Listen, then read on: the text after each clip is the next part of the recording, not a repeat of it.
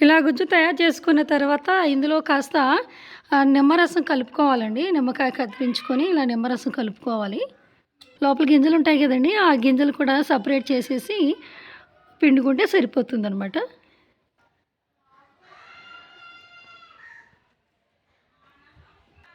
కాసినన్ని పెరుగు కూడా వేసుకోవాలండి.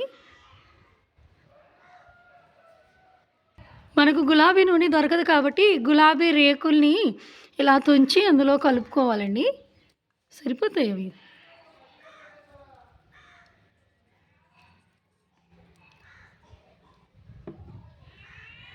అవంతా మిక్సింగ్ చేసిన తర్వాత ఇలాగ ఒక స్పూన్ పెట్టి ఇలా కలుపుకోవాలండి. మీకు వీలైతే మిక్సీ చేసి పేస్ట్ లాకుండా తయారు చేసుకోవచ్చు అనమాట. చాలా గుజ్జుగా తయారవుతుంది.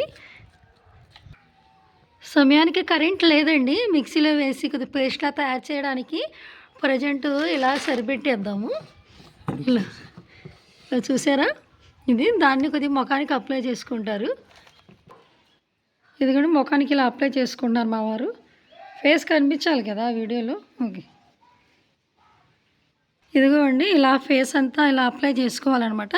ఒక హాఫ్ ఎన్ అవర్ వరకు ఇలాగే ఉంచేయాలన్నమాట. అంటే కొద్దిగా స్కిన్‌కి పట్టాలి కదా! అందుకోసం అనమాట. కలబందతో ఒక జెల్లు, సబ్బులు, షాంపూలు అన్నీ తయారు చేస్తూ ఉంటారు కదండీ! ఇలాగా మామూలుగా ఫేస్ ప్యాకింగ్ కూడా యూజ్ చేసుకోవచ్చు అనమాట. కలబందలో యాంటీ ఆక్సిడెంట్లు, పోషకాలు చర్మాన్ని శుభ్రపరచడమే కాకుండా కావలసిన పోషణను అందిస్తుందనమాట. ఇందుకోసం కలబంద గుజ్జు ఉంటుంది కదా! ఆ గుజ్జుతో గుజ్జుని ఇలాగ కొద్దిగా గులాబీ రేకుల్ని, నిమ్మరసాన్ని, పెరుగుని ఇలా కలుపుకొని కొద్దిగా గుజ్జు కింద తయారు చేసుకొని అది మిక్సీ చేసి పేస్ట్‌లా తయారు చేసుకొని ముఖానికి ఇలా అప్లై చేసుకోవాలనమాట. ఆ ముఖానికి రాసి అరగంట తర్వాత ఇలా ఆరనివ్వాలనమాట. వెంటనే వాష్ చేయకూడదనమాట.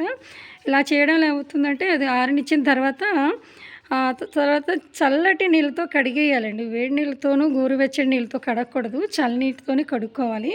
కొద్దిగా వయసు మళ్ళిన వారిలో కొద్దిగా ముఖంపై గీతలు, ముడతలు వేధిస్తుంటాయి కదా! కలబంద గుజ్జులో కాస్త పెరుగు అవన్నీ కలుపుతున్నాం కాబట్టి మన చర్మం చాలా నిగారింపు వస్తుందనమాట.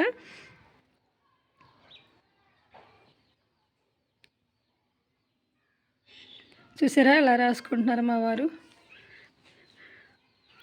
వయసులో ఉన్నప్పుడు ఎలాగ అప్లై చేయలేదండి. ఎలా వయసు మళ్ళీపోతుంది కదా! చర్మం అంతా పాడైపోతుంది.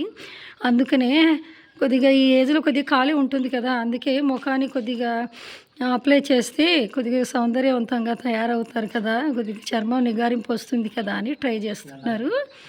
చూసారు కదా ఫ్రెండ్స్.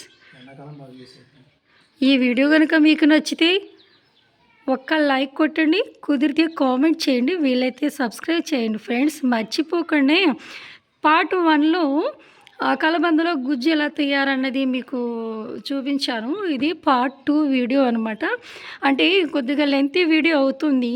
కాబట్టి అంత లెంతీ వీడియో ఆడియన్స్ చూస్తారో లేదో అని ఒక డౌట్ వచ్చి పార్ట్ 1, పార్ట్ 2 కింద వీడియో తీసాము.